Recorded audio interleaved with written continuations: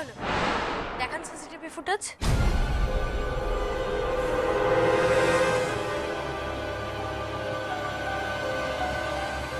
দেখাচ্ছি, তুমি দেখাও।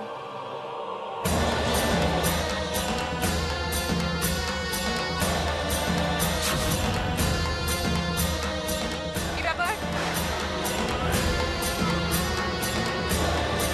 এখানে চটলা কিসের? উনি আমাকে এখানে দেখার আগেই চলে যেতে হবে। এরকম ব্লেজার ছাড়া পোশাকে স্টাফের হয়ে লড়াই করছি দেখলে উনি খুব বিরক্ত হবে।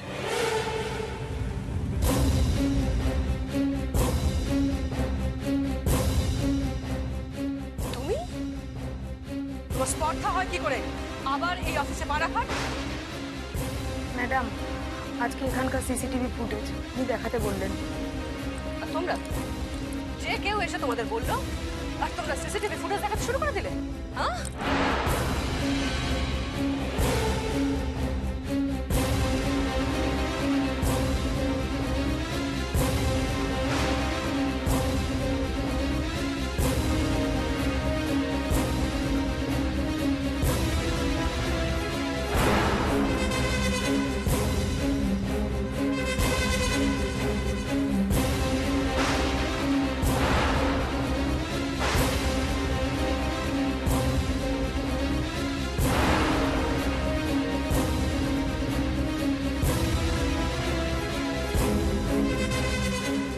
এ তো সম্পূর্ণ ইচ্ছাকৃতভাবে আমাকে ফাঁসানো হয়েছে। দেখেছেন আপনারা? দেখুন, আমি বলেছিলাম না আমি এ কাজ করিনি।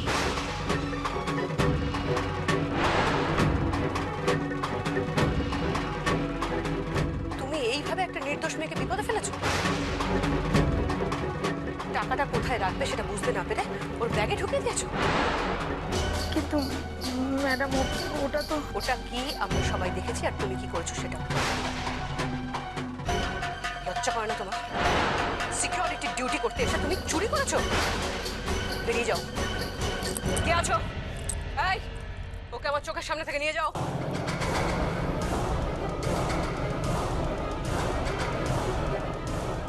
আর সত্যি মিথ্যে যখন যাচাই হয়ে গেছে, যে যার কাছে যান যান। আর চুরিটা যখন তুমি করোই তখন আবার আমি তোমাকে এখানে কাজ করার সুযোগ ফিরিয়ে দিলাম। না ম্যাডাম,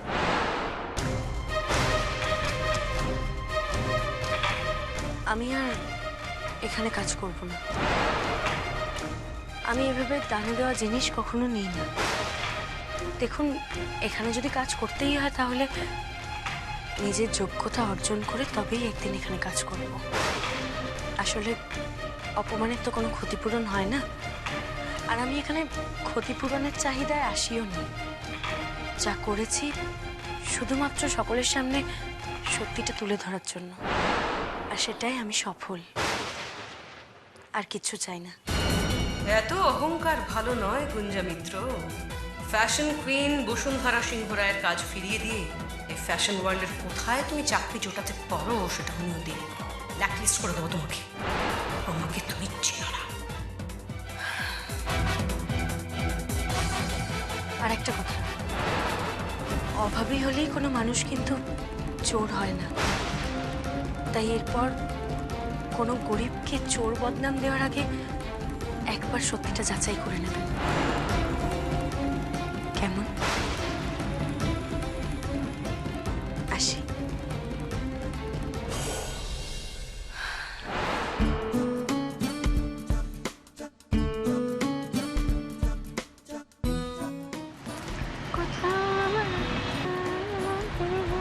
আচ্ছা রঞ্জা, বলছিলাম যে কাল একটা মুভি দেখতে যাবো।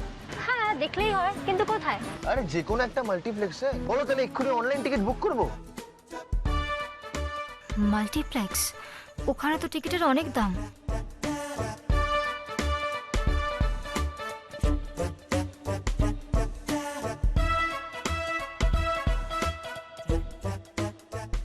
হ্যালো, আরে তুমি কোথায় বারবার হারিয়ে যাও বলে তো?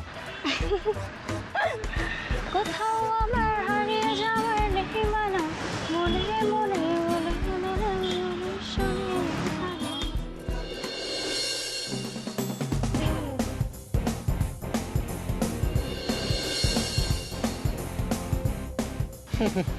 যাক, আমি তো ভাবলাম তুমি একবারে জানলা দিয়ে উড়ে বেরিয়ে চলে যাবে। কি যে করছো, এরকম আবার রাস্তায় কেউ করে নাকি?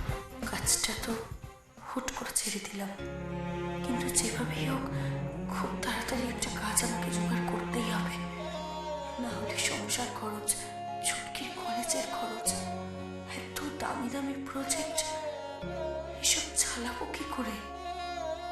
উফ, কি থেকে যে কি হয়ে গেল না। তুমি না সত্যি।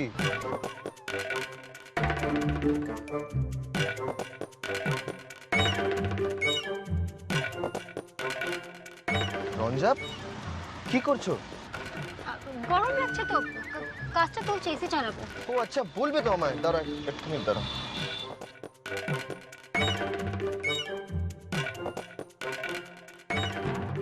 গুঞ্জা,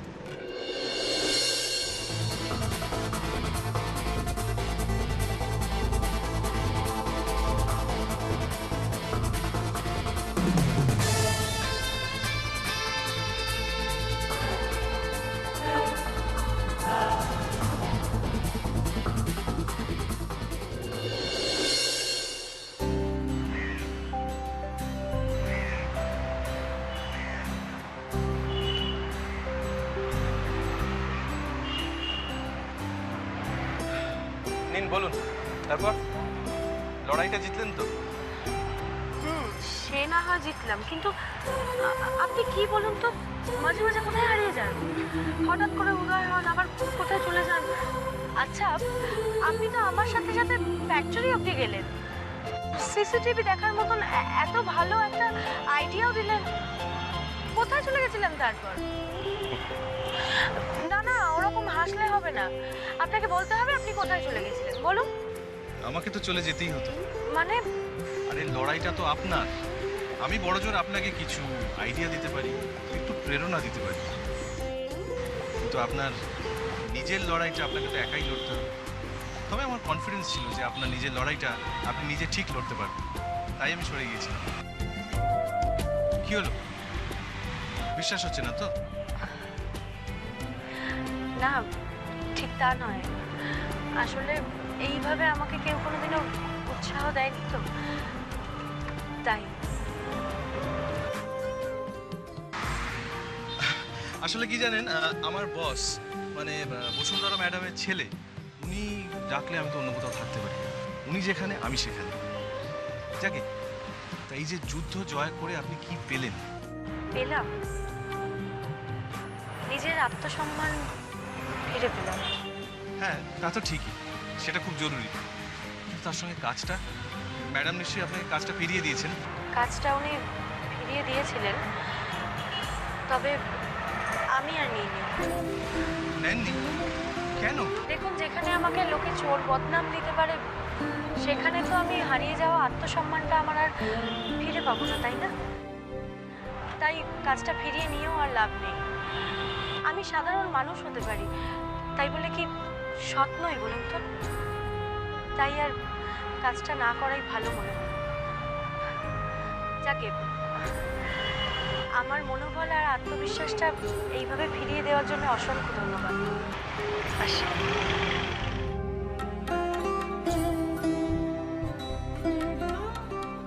কে বলে আপনি সাধারণ? সাধারণের মধ্যে এক অসাধারণ মনের মানুষ আপনি।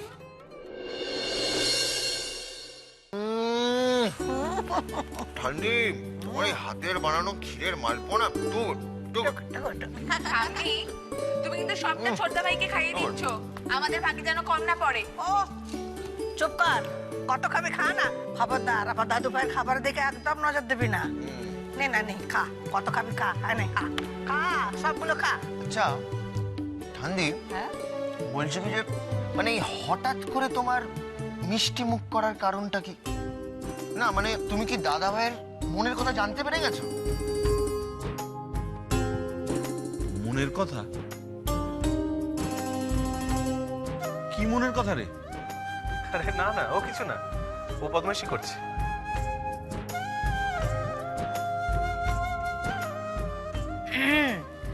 বলছি রিদ্ধি, আরিয়ান বদমাইশি করছে নাকি তুই কিছু লুকোচ্ছিস আমাদের থেকে? হুম, চোখ বড় বড় করে কি ইশারা করা হচ্ছে ওকে? চোখ বড় বড় ইশারা করছিস কেন? ঠিক ঠিক একদম ঠিক। না না না, আমি মোটেই সেরকম কিছু করিনি। আচ্ছা মা, আপনি এরকম হাসছেন কেন? আপনি কি কিছু জানেন? না বাবা, আমি কাউকে কিছু বলবো না। ও বড় দাদু ভাই, তোমার কোনো চিন্তা নেই।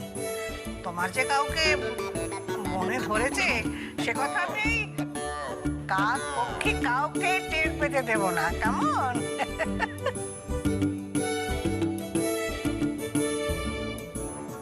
ঠাম্মি, আই দিদি বল না, আরে আমরাও একটু শুনি, প্লিজ বল। আরে না, সেরকম কিছু না ঠাম্মি, না মানে আমি সত্যি বলছি। আরে বাবা, সব কথা তো শুধু ঠাম্মি আর ভাইকে বললেই চলবে না রিদ্দি। হ্যাঁ, দাদা ভাই তো আজকাল সব কথা ছোট ভাইয়ের সাথে শেয়ার করে, আমাদের কিছু বলেই না। আরে বাবা সত্যি এখন বলার মতো কিছু হয়নি। মানে কিছু একটা হয়েছে কিন্তু বলার মতো কিছু হয়। বলার মতো কিছু হয় না। ভাইয়া তোকে না আমি হ্যাঁ মনি বলো।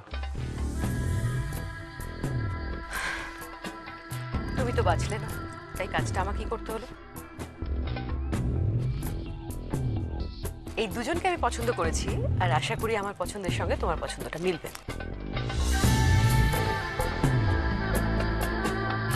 যেটা করতে হবে সেটা হলো এই দুজনকেই আমরা আলাদা করে মিট করব।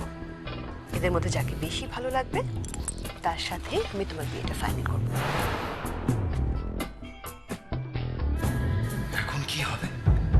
দাদাভাই তো একটা মেয়েকে ভালোবাসে, কিন্তু কিন্তু মন তো একটা কিছু ঠিক করলে সেটা শেষ না করে ছাড়ে না। মনকে কে আটকাবে এখন? ইস, বেচারা দাদাভাই, কি যে হবে তোর?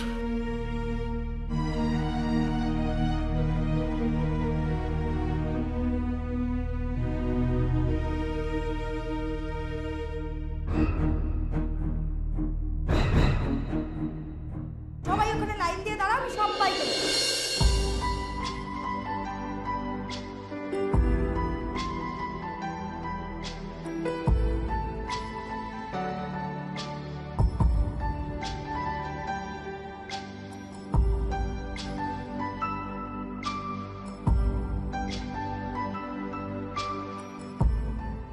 সে কি বিশাল গাড়ি, আর জানিস গাড়িতে সবকিছুই অটোমেটিক, ইভেন ফোন এর স্পিকারে কথাও শোনা যায়।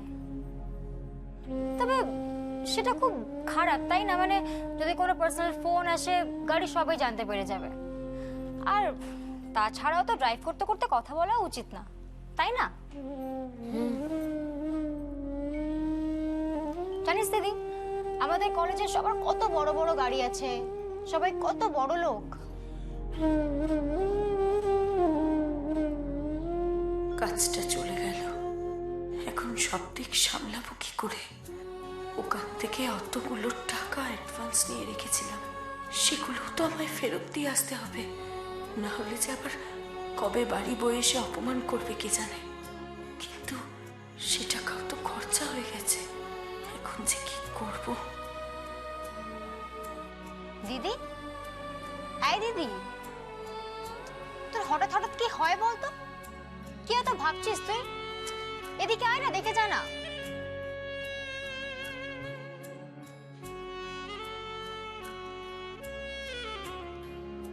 নেল পলিশের কালারটা কেমন রে? আজ স্নেহা সবার জন্য একটা করে নিয়ে এসছে। ও তো সিঙ্গাপুর বেড়াতে গিয়েছিল। খুব সুন্দর।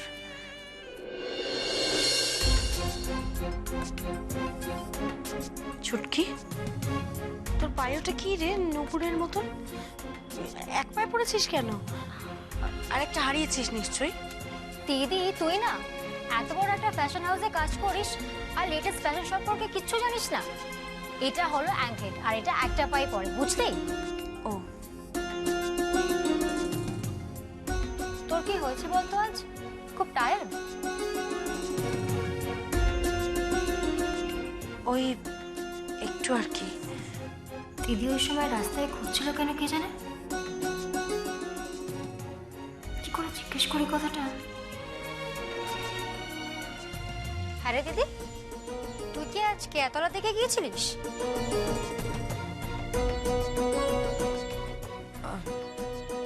কেন? না কিছু না, আজ কলেজ থেকে ফিরছিলাম তো অটো করে, তো মনে হলো তোকে যেন দেখলাম। ভুল দেখেছি তাই না?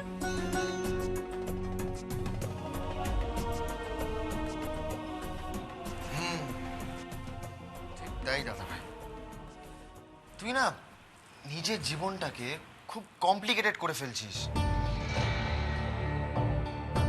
না মানে মানে আমি যেটা বলতে চাইছি সেটা শোন। সেটা হচ্ছে যে তুই তো মমকে চিনিস। এখন যদি তুই চুপ করে থাকিস তাহলে কিন্তু মম ওই মেয়েগুলোর মধ্যে কারোর একটা সাথে তোর বিয়েটা ফিক্স করে ফেলবে। তখন তখন তো আর কিছু করার থাকবে না। তাই বলছি তুই তাড়াতাড়ি সত্যিটা বলে fail. Honesty is the best policy. দেখ, দ্য প্রবলেম ইজ আমার তো ওর সঙ্গে কোনো কথা হয়নি। ওর সঙ্গে কথা না বলা পর্যন্ত আমি মনিকে কিছু জানাতে পারবো না। তারপর বাড়ির সবাই একটা আশা নিয়ে থাকবে। না না না, আগে আগে আগে ওর মনের কথাটা তো আমায় জানতে হবে। ও কি ভাবছে, মানে ও কি আদৌ। তবে এখন ওর যা মনের অবস্থা তাতে এইসব কথা বলার মতো পরিস্থিতি নেই। আমার সময় লাগবে। সময় লাগবে মানে তাতে আবার দেরি হয়ে যাবে না তো?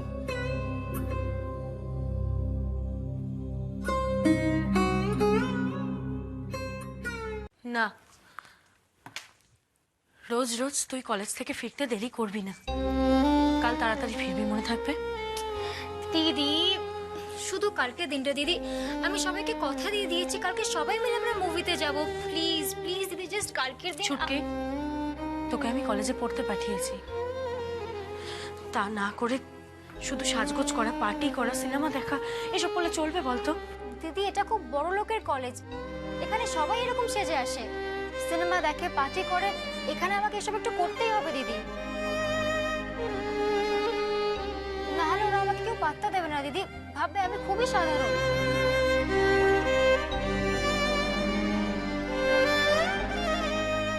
সাধারণ অসাধারণ কাজ দিয়ে হতে হয় রে ছুটকি, টাকা দিয়ে নয়। বড়লোক না হয়েও মানুষে বাঁচে, শান্তিতে বাঁচে, আর রাতেও নিশ্চিন্তে ঘুমোতে পারে। তুই কি বড় লোকদের পছন্দ করিস না দিদি? যারা টাকার গরমে বড়লোক, মনের দিক থেকে নয়, তাদেরকে আমি মোটেই পছন্দ করি না। আমি জানি ও বড় লোকদের পছন্দ করে না। ওর হাবে ভাবে কথাবার্তায় আমি বুঝেছি। যা মানে তুই যে বড় লোক, that you belong from a good family, well to do family, এটাই তুই ওকে বলিসনি? এটা জানলে তো আরো রেগে যাবে। দাদা ভাই, ব্যাপারটা না ক্রমশ জটিল হয়ে যাচ্ছে। আমি বলছি কি যে তুই যা করার তাড়াতাড়ি করে ফেল, তাড়াতাড়ি ছেড়ে ফেল। ওকে, গুড নাইট। অনেক রাত হয়েছে, যা শুতে যা। Okay, good night, sleep tight and don't let the bed bugs byte.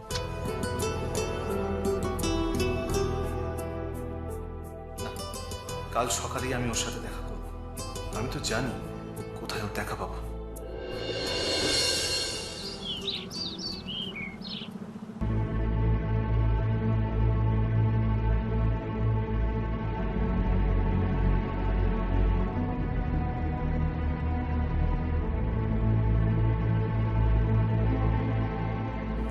দিদি আজ সেলাই ঘর খোলনি? না রে, কাজ নেই তো সেরকম, তাই। মা কেন, কাল তোমার কাছে কাজ আসেনি? না, নতুন কোনো সেলাইয়ের কাজ আসেনি, আসলে ডেকে পাঠাবো। আসলে কি বলো তো, তোমার হাতে কাজ নেই মানে তো আমাদের হাতেও কাজ নেই, আর আমাদের হাতে কাজ নেই মানে তো বাড়িতে একটা টাকাও দিতে পারবো না। বুঝতেই তো পারছো দিদি। সত্যি আমি যে এদের কি বলবো কে জানে।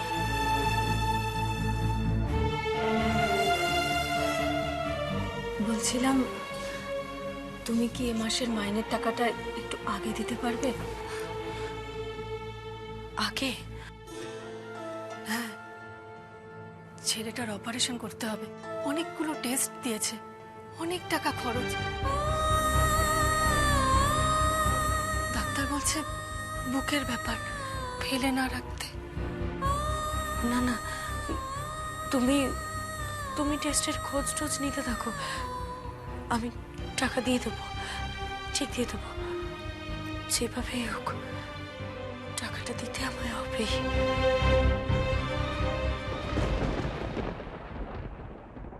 হে ভগবান, কোথাও একটা চাকরি পেলাম না, কি করব আমি এখন? আমি যে কথাটা কাউকে বলতেও পারছি না। তুমি তাহলে পথ দেখাও। আপনি? গুঞ্জা কি হচ্ছে?